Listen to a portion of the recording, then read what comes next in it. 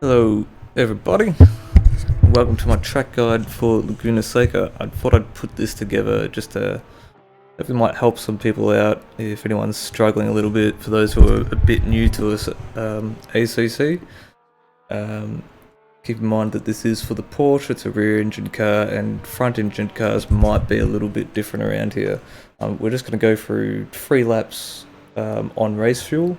I'll change it to in-car view and just point out some things that I'm doing, racing line and such, maybe not so much, and braking markers, how I'm accelerating and braking, and hopefully that might help you out a bit. It's kind of view. I usually race in this view, but we'll show it in this view just so you can see what I'm doing with the steering input as well, because I think that's super important in this game as well, how you need to be super smooth into the corners. So I brake just before the free marker here, steer into the apex, really get the car pointed into the apex there. Hit the second apex on the accelerator early. You've got to be careful with that curb on the outside. Again here, it's kind of soft braking and it's turning early. And watch my steering, even under brakes, I'm beginning to steer the car very early. Here we'll brake at the 2.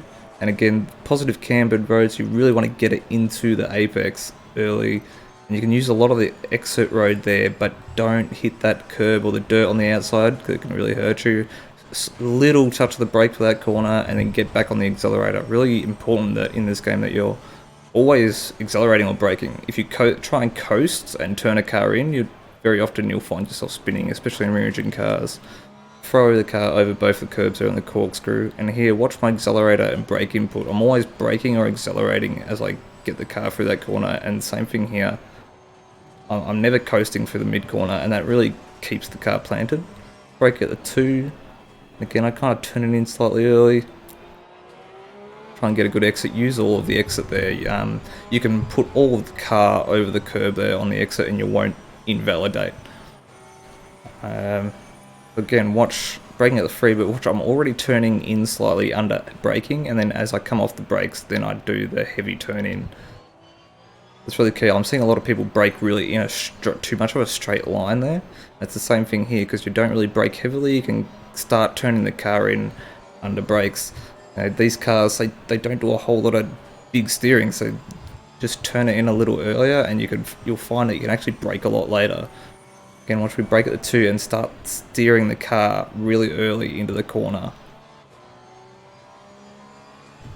And then here it will be just a little dab of the brakes, and then right back on the accelerator all the way through the corner, and that plants the car and stops it from spinning. If you try and just coast the car through there, you have to really baby it.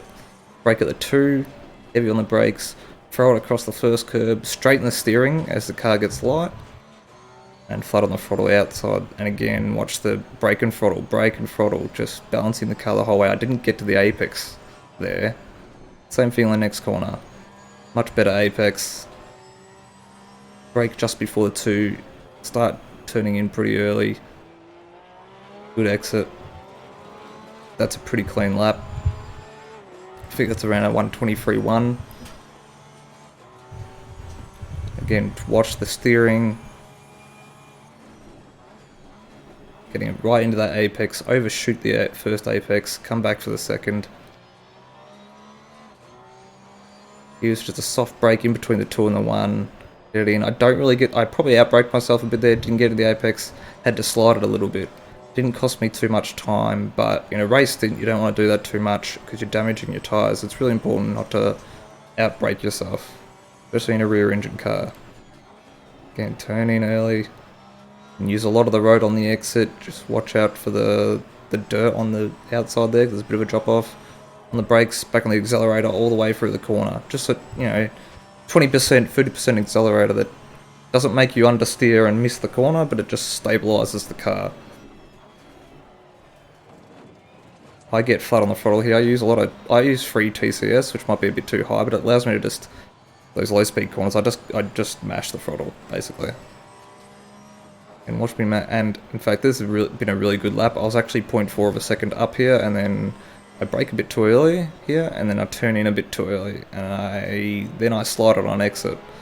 and that actually cost me about 3.5 tenths this lap.